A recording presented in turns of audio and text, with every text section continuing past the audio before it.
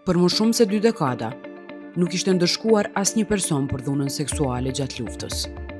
Që nga viti 2018, kur institucionet vendore morën kompetencat për trajtimin e krimeve të luftës, Qendra Kosovare për Rehabilitimin e të mbijetuarve të torturës ka dorëzuar mbi 50 raste në Policinë e Krimeve të Luftës dhe Prokurorinë Speciale.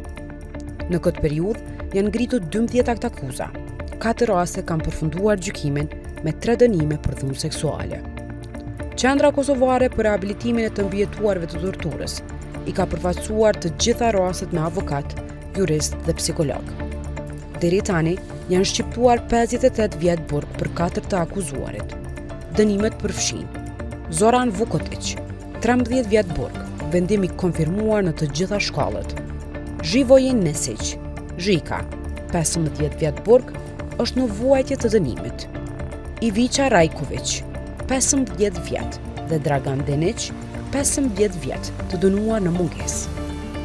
Funksionalizimi i dhomës së sigurt ka lehtësuar procesin e paraqitjes së rasteve dhe mbrojtjes së të mbijetuarve. QKRMT ka përfaqësuar 10 raste në gjykatë për njohjen e statusit të viktimës. Disa prej tyre pas refuzimit nga komisioni fituan të drejtën për njohje retroaktive dhe kompenzim. Një rast u kompenzua me 24.000 euro pas 7 vitesh pritje. Një rast tjetër me 13.000 euro pas 3 vitesh. Po ashtu, mbi 10 raste janë dërguar për pension të dyfisht. 3 prej tyre kanë fituar këtë drejtë dhe kompenzim në retroaktiv për 24.600 euro në total.